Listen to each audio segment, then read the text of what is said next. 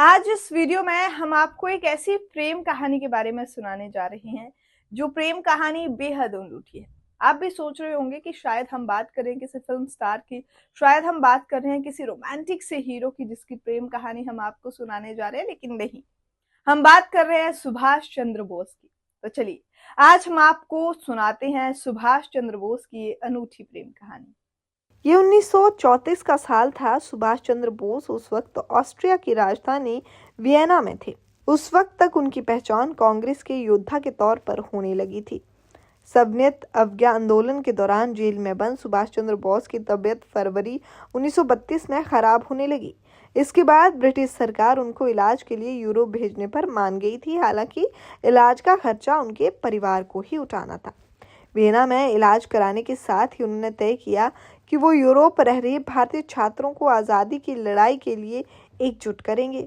इस दौरान उन्हें एक यूरोपीय प्रशंसक ने द इंडियन स्ट्रगल खिताब लिखने का मौका दिया, जिसके बाद उन्हें एक सहयोगी की जरूरत महसूस हुई जिसे अंग्रेजी के साथ साथ टाइपिंग भी आती हो।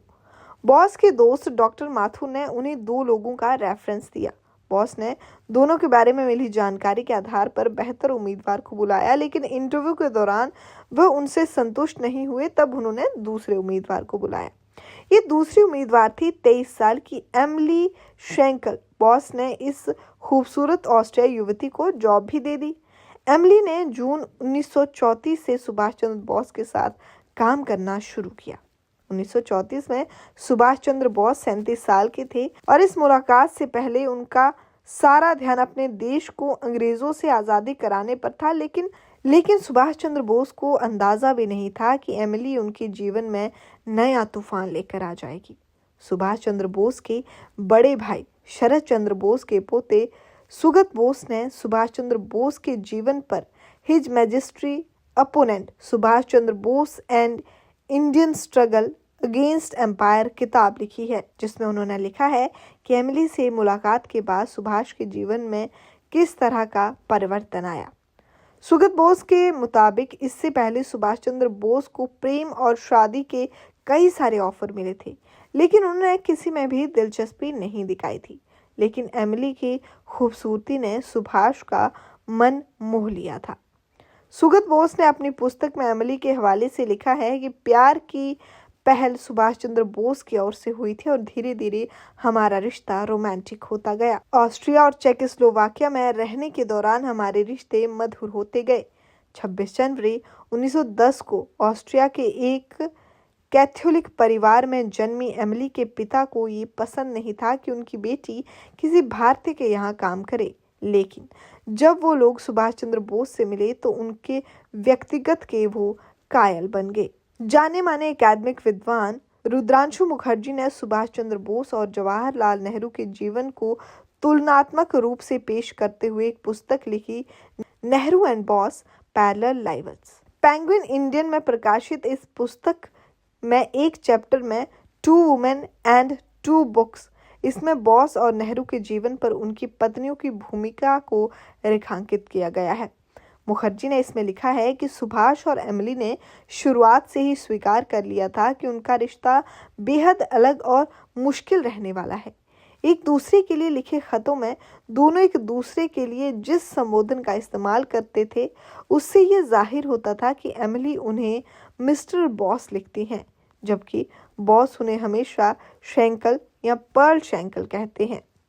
यह हकीकत है कि पहचान छुपाकर रहने की विद्वता और सैनिक संघर्ष में यूरोपीय देशों से मदद मांगने के लिए भागदौड़ करने के चलते सुभाष अपने प्यार भरे रिश्ते को लेकर अतिरिक्त सतर्कता बरतते होंगे। लेकिन एमिली को लेकर उनके अंदर कैसा भाव था, इससे उस पत्र से समझा जा सकता है, जिसे आप सुभाष चंद्र बोस का लिखा लव लेटर भी कह सकते हैं। ये निजी पत्र पहले तो सुभाष चंद्र बोस के एमिली को पत्र लिख के संग्रह में शामिल नहीं थी। इस पत्र को एमिली ने खुद शरद चंद्र बोस के बेटे शिशिर कुमार बोस की पत्नी कृष्णा बोस को सौंपा था।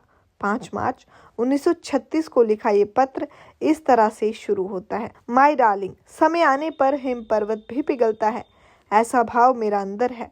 मैं तुमसे कितना प्रेम करता हूँ ये बताने के लिए कुछ लिखने से खुद को रोक नहीं पा रहा हूँ।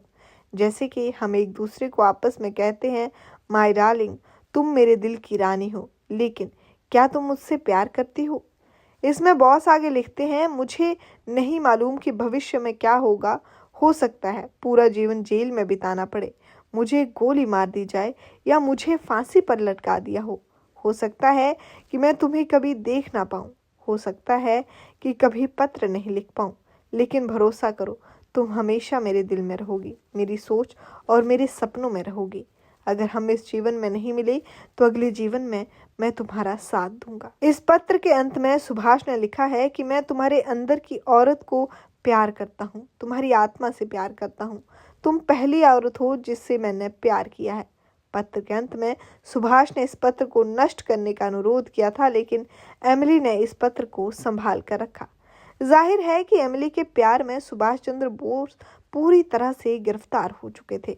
इतना ही नहीं, इस बार सुभाष चंद्र बोस को घनिष्ठ मित्र और राजनीतिक सहयोगी एस.ए. नाम्बियार ने सुगत बोस को बताया था कि सुभाष एक आइडिया वाले शख्स थे। उनका ध्यान केवल भारत को आज़ादी दिलाने पर था। अगर भटकाव की बात करें तो केवल एक मौका आया जब उन्हें एमिली से मोहब्बत हुई। वो उनसे बेहद प्यार करते थे, डूबकर मोहब्बत करने जैसा था उनका प्यार। सुभाष की मनोदशा उस दौरान किस तरह की थी, ये अप्रैल या मई 1937 में एमिली को भेजे पत्र से जाहिर होता है, जो उन्हें कैपिटल अक्षरों में लिखा था। उन्होंने लिखा था कि पिछले कुछ दिनों से तुम्हें लिखने का सोच रहा था, लेकिन तुम समझ सकती हो कि मेरे लिए तुम्हारे बारे में अपने मन भावों को लिखना कितना मुश्किल था। मैं तुम्हें केवल ये बताना चाहता हूँ कि जैसे मैं पहला था वैसे ही मैं आज भी हूँ। एक भी दिन ऐसा नहीं बीतता जब मैं तुम्हारे बारे में सोचता नहीं हूँ। तुम हमेशा मेरे साथ हो। मैं किसी और के बारे में सोचता भी नहीं हूँ और ना ही सोच सकता हूँ। मैं तुम्हें ये भी नहीं बता सकता कि इस महीने में कितना दुखी रहा, अकेलापन महसूस किया। केवल एक चीज़ मुझे खुश रख सकती है, लेकिन मैं नहीं जानता कि क्या ये संभव होगा। इसके बाद भी दिन रात मैं इसके बारे में सोचता रहता हूँ और प्रार्थना करता हूँ कि मुझे सही रास्ता दिखाएं। इन पत्रों में जाहिर अकुलाहट से चलती ही जब दोनों अगली बार मिले तो सुभाष और एमिली ने आपस में शादी कर ली। ये शादी कहाँ हुई, इस बारे में एमिली ने कृष्णा बॉस को बताया कि 26 दिसंबर 1937 को उनकी 27वीं जन्मदिन पर यह शादी ऑस्ट्रिया के बाद गास्ती में हुई थी, जो उन दोनों का पसंदीदा रिजॉर्ट हुआ करता था। हालांकि दोनों ने अपनी शादी को गोपनीय रखने का फैसला किया था। कृष्णा बॉस के मुताबिक एमिली ने शादी का दिन बिताने के अलावा कोई दूसरी जानकारी शेयर नहीं की। हाँ, अनीता बॉस ने उन्हें ये जरूर बताया कि उनकी मां ने ये बताया था कि शादी के मौके उन्होंने आम भारतीय दुल्हन की तरह माथे पर सिंदूर लगाया था। ये शादी इतनी गोपनीय थी कि उनके बाद गास्तीन रहने के दौरान ही उनके भतीजे अमियस बॉस भी उनसे मिलने पहुंचे थे, लेकिन उन्हें भी एमिली महज अपने चाचा की सहायक भर ही लगी थी। इतना ही नहीं, इन दोनों की प्रेम की निशानी के तौर पर 29 नवंबर 1942 को एक बेटी का भी जन्म हुआ था, जिसका नाम अनीता रखा गया था। इटली के क्रांतिकारी नेता गैरिबाल्डी की ब्राजीलियाई मूल की पत्नी अनीता गैरिबाल्डी के सम्मान में अनीता अपने पति के साथ कई युद्ध में शामिल हुई और उनकी पहचान बहादुर लड़ाका की रही है। सुभाष अपनी बेटी को देखने के लिए दिसंबर 1942 में वियना पहुंचे और इसके बाद अपने भाई शरत चंद्र बोस को बंगाली में लिखे खत में अपनी पत्नी और बेटी के बारे में उन्होंने जानकारी भी दी। इसके बाद सुभाष उस मिशन पर निकल जाते हैं जहां वो फिर से एमिली और अनीता के पास कभी लौटकर नहीं आए, लेकिन एमिली सुभाष चंद्र बोस की यादों के सहारे 1996 तक जीवित रही और उन्होंने एक छोटे से तार के घर में काम करते हुए सुभाष चंद्र बोस की अंतिम निशानी अपनी बेटी अनीता बोस को पाल पोस कर जर्मनी का मशहूर अर्थशास्त्री बनाया था।